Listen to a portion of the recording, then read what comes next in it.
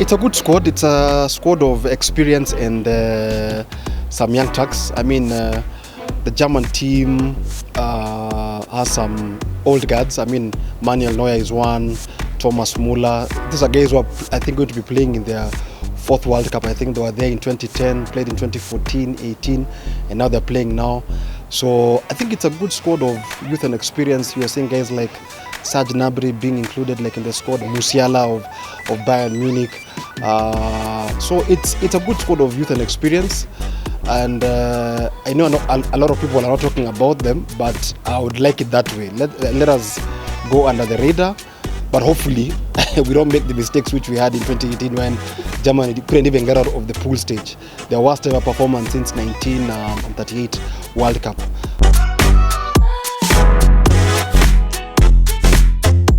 I think I would go for what? I think I would go for a 4-3-3 for the German team. I can't give you the first 11, but I know I would expect Manuel Neuer to be in goal and to be the captain.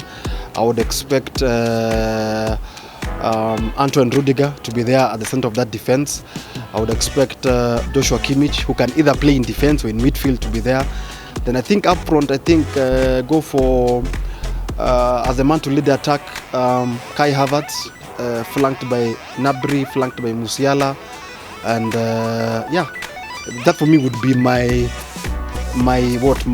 spine of the team to do the work against Japan and Costa Rica and Spain being the final game. Yes.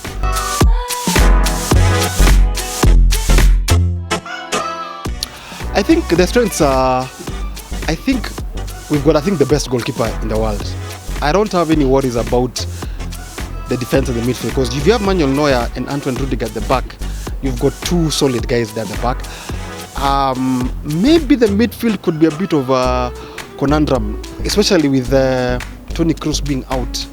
So who does for you the playmaking and the dirty work in midfield, the interceptions, the passes? Up front, I think Kai Havertz has had a better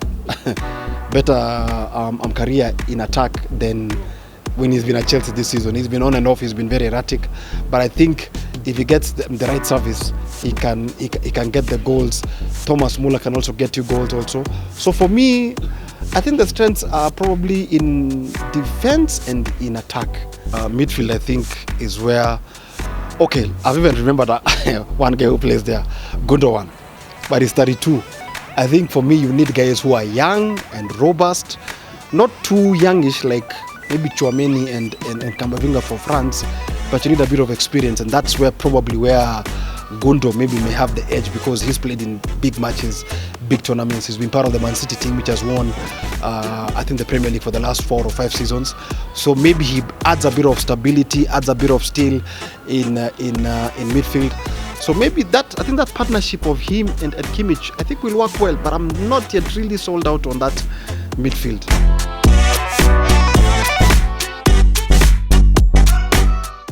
Man, that's a tough one, man.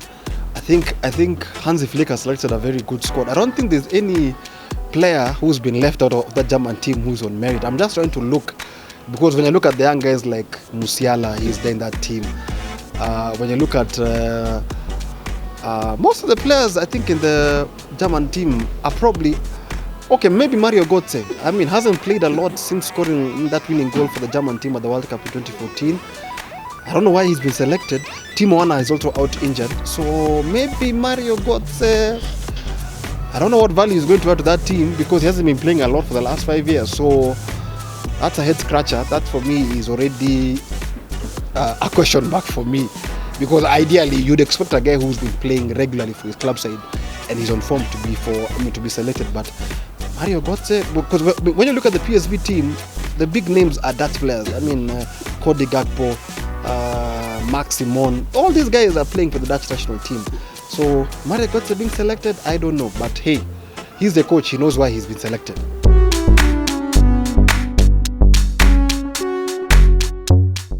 Wow. It's hard to say, but Timo Werner, as much as people say that he really flops on the big stage, it doesn't score so many goals. But I think when he plays for Germany, I think he plays better than when he's been at Chelsea. Yeah, so that's a big blow for Germany, because when you have options, it gives the coach an added advantage. If he knows that Gnabry is not playing well, or Kai Havertz is not playing well, or Thomas Muller, then you can slot in Timo Werner. And I think Timo Werner was the number 9 for the German team.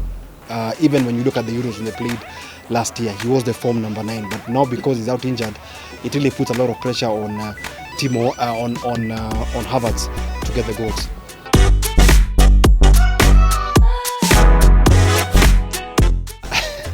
This is going to be easy for the Argies, man. I think Argentina should really make light out of Saudi Arabia, man. I don't expect Saudi Arabia to play as badly as Qatar, yes, but I mean, Argentina is spoiled for options, man. You've got Messi, you've got Lautaro Martinez, you've got Angel Di Maria. Argentina haven't lost a game in 35 matches. Surely they can't lose against Saudi Arabia tomorrow. I think, let's face it, Argentina, I mean, are one of the favorites to win the World Cup, and they should top this group easily. I mean, I don't expect them to really show Saudi Arabia contempt, yes, but I mean, it's just a matter of just showing up and just playing the way they've been playing for the last 2 seasons and win that game.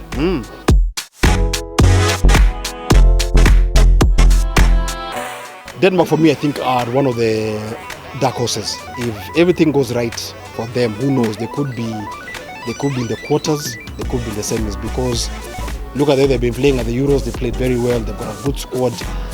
Christian Eriksen and the likes of who? Christian Eriksen, of course, being the big name for the Danish team. I think they should take care of Tunisia and win that game.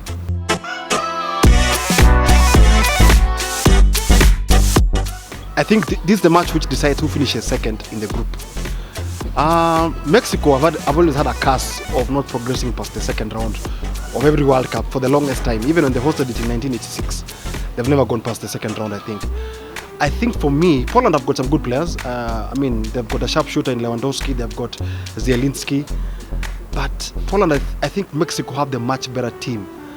I mean, Lozano, Guillermo Ochoa. I think Mexico win this game, and I think they finish second in this group, and I think Poland go home.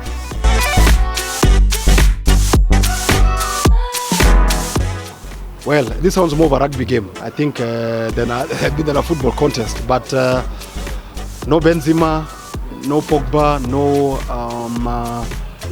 who else? No N'Golo Kante, Kimpembe. I think France are in disarray, not because of issues with the team, but also because of the injuries they've had for the last couple of days. But I still think they have quality enough to beat Australia and win this game.